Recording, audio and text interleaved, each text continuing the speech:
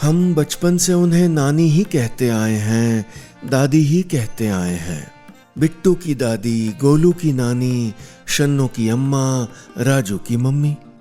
क्या इन नानियों, दादियों और माओं के नाम भी होते हैं? क्या कोई और परिचय भी होता है?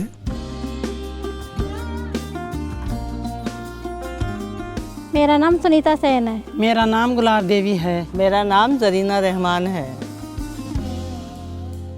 क्या इनकी कोई अपनी पहचान भी होती है? कोई जानता भी है इनको? जब भी मेरे स्कूल के अंदर कोई भी प्रोग्राम होता है तो सबसे बड़ी कुर्सी में बिठाते हैं उनको। हमारी जो पहचान है मम्मी की वजह से ये। जहाँ जिस गली से भी गुजरती हूँ ना तो ऐसे बोलते हैं, अरे देखो मैडम आ गई, मैडम आ गई। सब बड़ पीपली से पूछेंगे कि नंदगढ़ पे जाएंगे तो कोई भी बता देगा, गुलाब देवी का नाम से बता देगा कोई।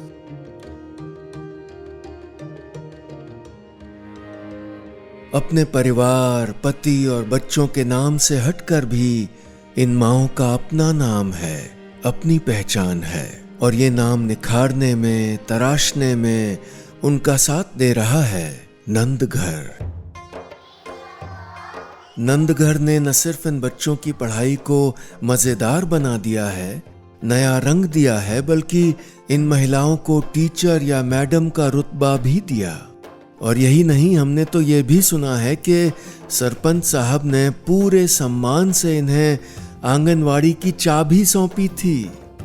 महिलाओं से जुड़ा हुआ, बुजुर्गों से जुड़ा हुआ, बच्चों से जुड़ा हुआ कोई भी काम अगर जरीना जी को दे दो तो ये किसी प्रकार का ओलमा खाने वाली नहीं है। जरीना जी के द्वारा जो हमारी आंगनबाड़ियाँ जो और बाकी सेंटर उनमें ऐसे लग रहा है कि हमारी नींव मजबूत हो क्या रही है।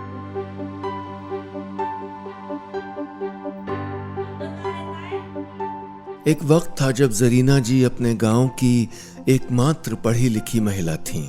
उन्होंने इस गांव में आंगनवाड़ी को खड़ा करने के लिए बहुत मेहनत की। बड़ी मुश्किल से जमीन का टुकड़ा मिला था उन्हें, जहां उन्होंने बड़ी शिद्दत से शुरू की थी ये आंगनवाड़ी। जब से वेदांता ने इन्हें नंदघर में तब्दील कर दिया, तब से जरीना जी का हर सपना पूरा हुआ है। उनका हर बच्चा सक्षम हुआ है। यहाँ सही शिक्षा के साथ साथ बच्चों को संस्कार भी दिए जाते हैं। इतनी एक हाईफाई स्कूल के अंदर फैसिलिटी होती है बच्चों के लिए, वो सारी फैसिलिटी मेरे नंदघर के अंदर है। ग्रामवासी जो अपने बच्चों को एक हाईफाई स्कूल के अंदर भेजते हैं और उस स्कूल के अंदर उनको साल का मिनिमम मान के चलते हैं अपन के महीने का 3,000 रुपये दे के 30-32-35,000 रुपये साल का खर्च करते हैं। तो वो पैसा खर्च ना करके मेरी नंदघर के ऊपर वही शिक्षा फ्री के अंदर प्राप्त कर सकते हैं। नंदघर की ये टीचर माएँ भी तो हैं। वो जानती हैं माओं की परेशानियां और ज़रूरतें।